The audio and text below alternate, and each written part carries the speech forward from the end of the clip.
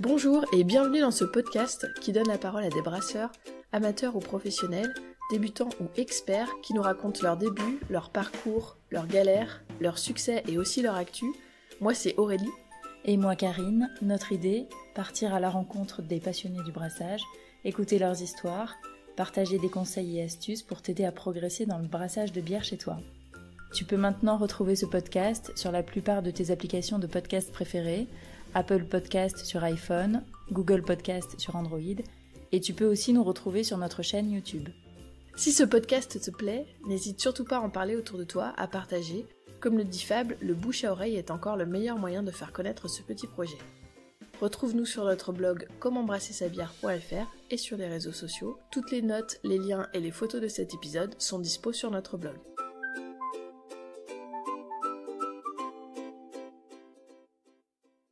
Pour ce nouvel épisode, nous avons rencontré Vincent qui travaille depuis 1 an et demi à la Soyeuse.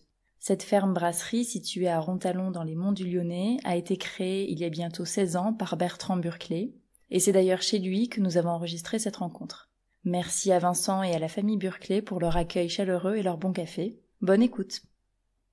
Moi c'est Vincent Pinto, donc je suis le brasseur, responsable partie production, notamment brassage, conditionnement et maintenance, etc. surtout. Et je suis là depuis donc le 1er novembre 2017, donc ça va faire bientôt 1 an et demi on va dire.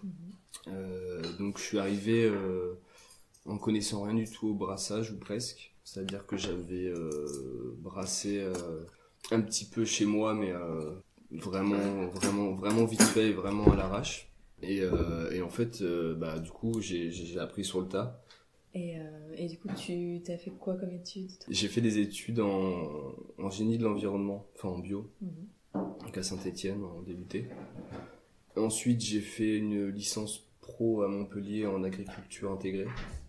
J'ai eu à la fois le côté un peu agricole et le côté très théorique et environnemental au sens large, où j'ai pas vu directement le brassage en DUT, mais il y a quand même toute la partie enzymatique, ça me parle. Donc ça m'a aidé et ça va m'aider notamment parce que je vais faire une formation là samedi prochain à Dijon, donc à l'Odyssée du brasseur. C'est organisé par Sylvain Jean de Bière et moi. C'est une formation de quoi? De brassage théorique en fait. D'accord. Donc c'est sur une journée. C'est un peu bourrage de crâne mais c'est bien quoi. C'est 8h 19h et... Alors comment tu t'es retrouvé à travailler à la Soyeuse? J'ai emmené mon CV. Au hasard du coup? Non, pas au hasard parce que je connaissais quand même. C'était aussi une de mes bières préférées. Non, je connaissais. Et aussi parce que je commençais chez moi à tâter un peu du brassage. Et là, il cherchait quelqu'un ou pas? Non. Forcément, non. En fait, j'en savais rien. Ouais. D'accord. Ouais. Du coup, je suis venu poser mon CV. C'est Romain qui l'a réceptionné, je me rappelle. Et j'étais justement à la déco quand Bertrand m'a appelé. Et du coup j'allais passer un entretien et alors je savais pas du tout s'il me prenait et puis à l'entretien je lui dis non je veux pas venir, du coup j'ai trouvé quelque chose, ciao. Et voilà, c'est bien tombé. J'ai pas commencé direct, j'ai fait un stage de découverte Pôle emploi de 2 semaines, 10 jours je sais plus. Voilà le début de l'aventure et puis après T'as découvert sur le terrain. Oui, il y a eu quand même les deux semaines de formation qui un peu introduit le truc, mais c'est ça. Bon, et alors chez toi, en parallèle, tu découvrais quand même le brassage? Tu faisais ça sur des plus petits volumes? Alors quand j'ai commencé, j'ai eu un kit nature découverte. C'est une horreur. Non, c'est vraiment du vol, c'est super cher. Donc voilà, moi ça c'était complètement foiré, j'avais fait n'importe quoi. Mais je savais pas du tout, vraiment j'avais juste lu le petit dépliant qu'ils avaient filé, donc ils expliquaient rien. J'avais une glacière, après j'ai acheté une glacière Coleman 48 litres. Ouais. Un truc assez gros. Et je me suis fabriqué un filtre manifold à mettre dedans, en cuve. Donc j'avais ça et j'avais une cuve chauffante avec régulation de température, broofer, un truc comme ça. Un truc à 200 balles.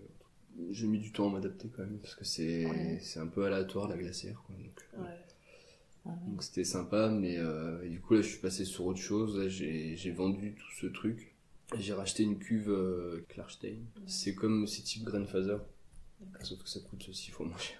Donc c'est une cuve où t'as une recirculation dedans t'as une pompe pour faire recirculer pendant l'empâtage, ça recircule tout le temps. Ouais. Et c'est le même système en fait, c'est juste tirer le panier, ça s'égoutte et ensuite on rince les drèches et ça fait cuve d'empâtage et cuve d'ébullition. Ouais.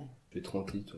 Hier j'ai brassé, j'ai fait une triple, mais j'ai fait que 18 litres. Mais alors tu brasses pour toi, c'est juste pour les recettes, non juste non, pour moi, ouais. Ah ouais. Non, c'est pour moi. Comme si t'en avais pas assez au boulot. C'est un peu ça. Non, mais c'est cool parce que sur des volumes comme ça, on peut carrément s'amuser, quoi. Ouais. Si on avait rajouté un truc à un moment, bam. Ouais. J'avais fait ça avec du café. Voilà, ça vous intéresse. Qu'est-ce que t'avais essayé? J'étais parti sur un porteur, un des deux. Ouais. Et puis, je sais pas, j'ai un pote qui arrive, qui vient boire un coup à l'appart, et il me dit, mais c'est marrant, ça sent le café et tout. Je fais, pourtant j'avais pas mis. Il fait, vas-y, mais attends. Puis du coup, j'en ai mis. Ouais. Puis c'était super bon. Heureusement qu'il est passé, quoi. Ouais. Et puis bon, je sais même pas combien j'en ai mis, parce qu'en fait, au final, j'ai cassé des grains avec un roule à pâtisserie, j'ai balancé dedans, je sais pas. Du coup, j'ai pas mesuré. Ça, c'était unique. Ouais, ça, c'est les erreurs que je fais plus maintenant. Ouais. De pas noter, de pas mesurer, parce que c'est dur après quand c'est vraiment bon, et tu te dis, je peux pas la refaire. Ouais, ouais, c'est un peu frustrant, j'ai un peu du mal. Voilà, je suis arrivé à au niveau brassage amateur, à un bon truc. Après, faut toujours du temps pour s'adapter un nouveau matos, hein. Je pense qu'il faut au moins peut-être pas 10 brassins mais presque. Là j'y suis pas encore. Bon, encore des petits réglages de température, tout ça, parce que l'inertie c'est pas la même, enfin c'est la température, je crois que c'est ce qu'il y a de plus compliqué en brassage amateur. Et du coût de cet équipement là? La cuve, moi là, j'ai acheté ça, 400, sachant que le Grandfather il a 1000 balles. Ouais, c'est ça. Après il y a un refroidisseur contre-courant. C'est sûr que là on peut pas l'enlever, il refroidit en 10 minutes, moi je refroidis j'ai l'eau du réseau donc en 40 minutes quoi. Mon collègue là, Nico, qui est dessus, il a la même cuve et il fait avec de l'eau de récup extérieure et il refroidit en 15 minutes aussi. Donc, en tout cas ça, voilà, j'ai ça, et puis après en fermenteur j'ai des seaux en PET, enfin en plastique quoi, un truc à 10 balles là. J'en ai pas mal du coup, parce que la moitié qui fuit. Voilà, du coup j'ai que ça, j'ai après du petit matos, voilà, densimètre, éprouvette, gros, des choses comme ça. Serpente en inox. Et les bières que tu fais chez toi, du coup c'est juste pour toi, tu les commercialises pas, c'est juste pour... Non, puis j'ai pas droit en plus, je crois. Oui, ça ferait... non, mais pas par rapport à ici, mais... si, il faudrait que je paye des douanes. Et tu fais tu mets en bouteille ou tu fais des fûts? Non, je mets que en bouteille, ouais. En bouteille, j'étais au début qu'en 33, j'ai vite arrêté. C'est beaucoup trop long et puis ça prend trop de place quoi. Je vais essayer de passer sur tout 50 centilitres. Donc tu t'es aménagé un coin, ça prend de la place chez toi? Ma cuisine, c'est très route parce que je suis en appart et que je suis au centre de Lyon. Ouais. C'est pas adapté. Mais bon, ça fait. En plus, je me suis bricolé, j'avais un vieux frigo, je me suis bricolé un régulateur de température avec un chauffant, du coup je peux maintenir à 22,5 tout le temps, enfin pour la fermentation. Ouais. Donc c'est super. Avant c'était quand tu ouvres la fenêtre ça stoppe la fermentation. C'était pas possible quoi. Ouais, ou alors ça dépend, tu brasses pas à toutes les saisons. Genre l'hiver. L'hiver c'est compliqué, l'été c'est hyper compliqué. L'été j'en ai fait une l'an dernier mais avec une levure qui allait jusqu'à 35 degrés. Parce que il faut s'adapter. Ouais. Mais bon, c'est pareil, c'est pas hyper pratique, le frigo est dans ma chambre, à côté du lit, enfin voilà, c'est pas... Et tu dors, dans la tête dans la bière. Tu entends le glou-glou la nuit. Là, oui, cette nuit, ça a commencé, j'étais content ce matin. J'étais content de l'entendre, quand même. Quand tu l'entends pas. Ça te berce. Et alors, qu'est-ce qui te plaît le plus dans le brassage? Amateur? Ouais, amateur. Enfin, de toute façon, amateur ou pro, en fait. Ouais, quelle différence tu fais, juste... Ouais. Qu'est-ce que le brassage amateur t'apporte de plus dans ton environnement professionnel? Je pense surtout la création de recettes parce que on n'en fait quand même pas une à chaque fois différente. Après, avec du matériel comme ça, sur 20 litres, je trouve que c'est pas très représentatif par rapport à un gros volume. T'as toujours des défauts. Alors quand tu fais des bières très maltées, très type stout ou autres assez fortes ou assez torréfiées, ça se sent pas les goûts, les faux goûts. Ça se sent pas, enfin quasiment pas. Ouais. À part vraiment si c'est piqué. Mais sur des blondes, enfin moi j'ai jamais réussi à faire une bonne blonde chez moi quoi. Toujours un truc qui va pas quoi. Bon après c'est des recettes que j'ai inventées donc c'est peut-être ça qui va pas. Si tu faisais une recette d'ici chez toi, tu penses que ça Ah avec ton 20 litres, ce c'est serait vraiment marrant de quelque faire chose. ça, ouais. J'ai jamais essayé. Ouais. Il faudrait que je teste. Ouais. Non, mais si, j'avais Pour déjà l'idée voir de le si faire, ça- mais à chaque fois, tu te dis, bon, bah, putain, ça a l'air trop bon, ça. Des trucs un peu farfelus, mais ouais, il faut que je fasse ça pour voir même le rendement, tout ça, c'est pour regarder la différence de matériel. Ouais. Comme quoi, enfin, Gestion de la oui, température. une recette faite sur du 20 litres, oui, ça donnera jamais la même chose que... Et Enfin, même sur des gros volumes, hein, on l'a Ouais. fait, par exemple, là, on a fait les 15 ans de la soyeuse. Enfin, Bertrand, elle est brassée, la petite soif qu'on fait ici, en Allemagne. Donc, il a emmené le malt concassé. Ouais. C'est moi qui l'ai concassé comme d'habitude. On avait notre houblon, enfin, on avait tout pareil. Ouais. Sauf l'eau et le matériel. Et en fait, Il est ça parti n'avait rien là-bas. à voir. Ah ouais. Ça n'avait rien à voir. Ouais, c'est fou ça. Hein. C'était pas de la flotte là-bas, mais c'est de la bière allemande, quoi. Sauf Il y avait l'eau et le ouais, matériel ah. qui changeaient. Ouais, quand même, l'eau et le matériel et L'eau, c'est un oui, truc ça. différent. Oui, sans doute. Ça joue, parce que Ouais, c'est ouais. très calcaire là-bas. Ah ouais. Enfin, là-bas, ils ont des cuves ouvertes, en fait. Donc voilà, c'est plein de choses qui sont... c'est dingue, quoi. Elle C'est était vraiment, réussie quand même. Elle était réussie, mais moi, elle m'a pas c'est plu. pas- Enfin, et même en prenant le même matériel, je pense sur des petits volumes notamment, Ouais. en faisant si tu refais 10 fois la même bière, Ah je pense ouais. qu'on aura 10 fois la même, 10 fois des recettes différentes. des choses différentes Ouais. au final. Ouais. Si je peux donner un conseil, je sais pas si j'ai le droit de faire ça. Bah, C'est c'est juste ton point de vue, mais ça. si tu veux le partager. Non, c'est pour ceux qui commenceraient surtout enfin, pour moi, c'est de commencer en tout grain. Enfin, j'ai jamais fait extrême malt, alors je parle sans connaître. Bah si, j'ai fait avec les trucs de nature découverte, voilà. Ouais. Voilà. Je l'ai fait une fois, du coup, non. Non, mais je trouve qu'on gère quand même mieux en tout grain. Puis c'est pas beaucoup plus compliqué. Enfin, si, il faut un système de filtration en plus. Ouais. Mais bon, un sac, ça coûte Le sac, 3 ou 4 euros, je sais pas. C'est cher. Si on devait faire le kit parfait, on mettrait quoi dans le kit alors Et ben, tout le matériel dans 6 mètres. Bah, pas la cuillère à sucre, je trouve que ça sert à rien, par exemple. Ah ouais, une cuillère à sucre. Il y a des petites cuillères qui existent pour doser. Tu mets dans chaque bouteille la dose de sucre. Ah bon. Ouais. Au lieu de tout mélanger et puis de... C'est quand même beaucoup plus simple. Ah Bref. ouais. Non, mais ça, c'est un détail. Mais bah, je sais pas, dans 6 mètres, bro, Ouais. peut-être 2 bros, pelle à malt, pour un fourquet, même pas. Ouais, Je prends un écumoire, ça va mieux qu'un fourquet. Hein. Ouais. Pas de fourquet.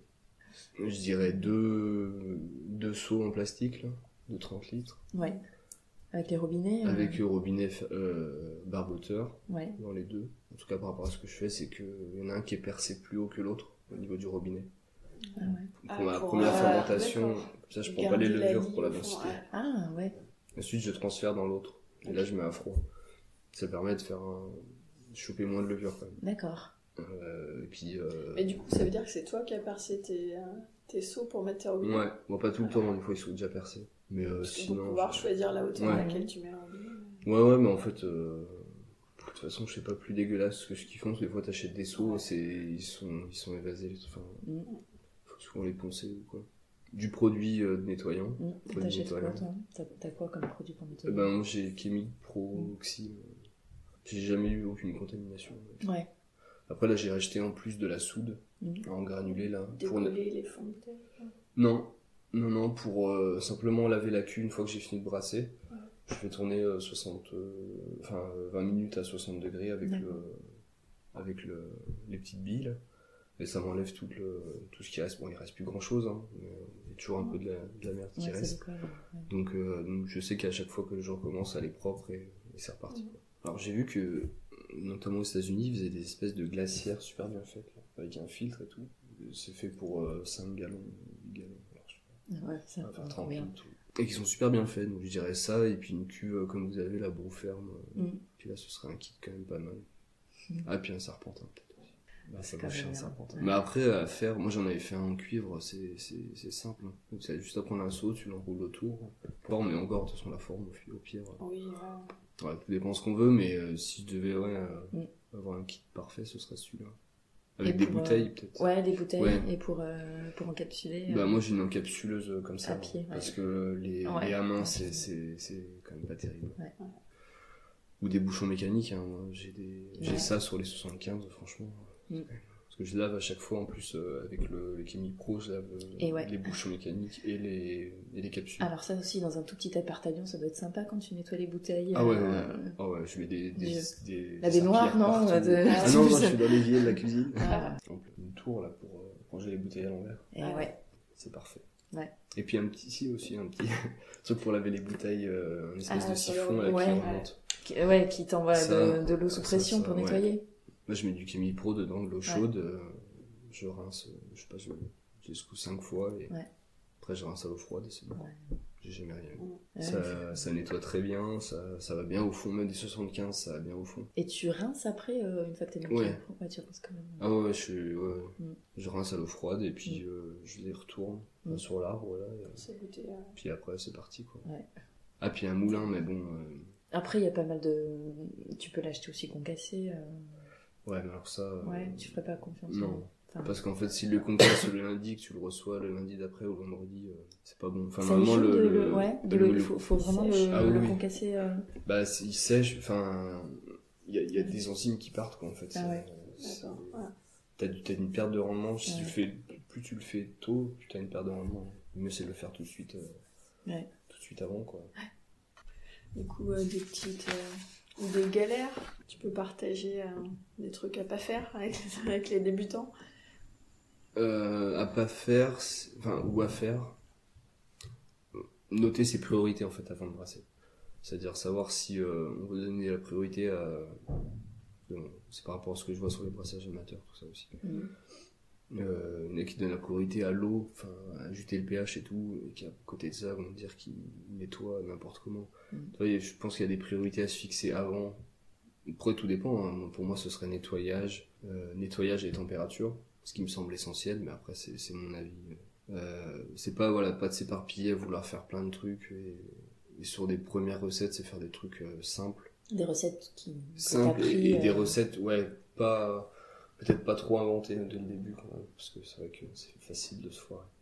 Des trucs assez simples en single malt smash. Un houblon et un malt. Ouais, je pense que c'est simple et surtout faire gaffe à la température. Ouais. Peut-être tester avant, quitte à perdre du malt pour tester la température, quoi. Juste parce que c'est ce qui me semble le plus compliqué à faire. Le nettoyage, j'ai jamais eu de soucis, donc j'ai pas l'impression que ce soit un problème, que ça soit compliqué à gérer.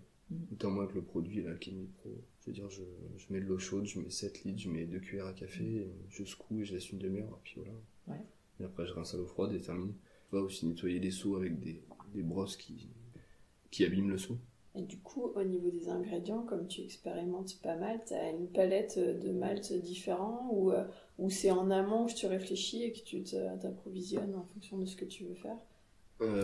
Avant, je réfléchissais plutôt en mode j'ai ça, et je vais tout acheter. Ouais. Et maintenant, j'essaye de prendre ce que j'ai, quitte à faire des compromis. Si c'est pas assez foncé par rapport à ce que je veux, je vais rajouter tel malt que j'ai qui va pas entrer au début dans ma recette, mais je vais le faire entrer parce que ça me va bien et parce qu'il faut l'utiliser aussi, parce que sinon il y a des malts qui durent que j'ai depuis je sais pas combien de temps. Pareil pour les houblons, j'en ai fait une récemment, une impériale IPA. En fait c'est tous mes vieux houblons, j'ai tout balancé dedans, en fait ça fait un truc super bon, mais voilà, c'est pareil, j'ai pas trop noté, mais en fait j'ai quand même balancé les trucs et voilà, c'était pour les passer. Là j'essaie plus de rationaliser avec ce que j'ai, passer ce que j'ai et ensuite je verrai. En lecture, est-ce que tu as des bouquins que t'aimes particulièrement Je pense que le plus complet, mais qui est en anglais, c'est le Palmer. J'ai acheté il y a pas longtemps, mais c'est dur de rentrer dedans, hein, parce que déjà c'est en anglais et le mec il part vraiment loin, quoi. Vraiment loin, mais bon, tu vois, j'avais un souci par rapport à la bière là, qui était trop chaude, je savais pas trop, qui était trop chaude dans l'empâtage et qui m'a fait 3,5 degrés. J'ai cherché, je suis tombé dessus, boum. Tu trouves quand t'as une question. Voilà, c'est ça. Et celui qu'on a lu il y a pas longtemps, là, du coup, que Sylvain de Bière et moi nous a prêté, c'est Technologie brassicole de Nicolas Imbrex, et vraiment complet. Non, mais merci beaucoup. Encore un grand merci à Vincent, merci également à toi d'avoir écouté jusqu'au bout. J'espère que cette rencontre t'aura plu et t'aura donné quelques tuyaux. N'hésite pas à nous dire ce que tu en as pensé.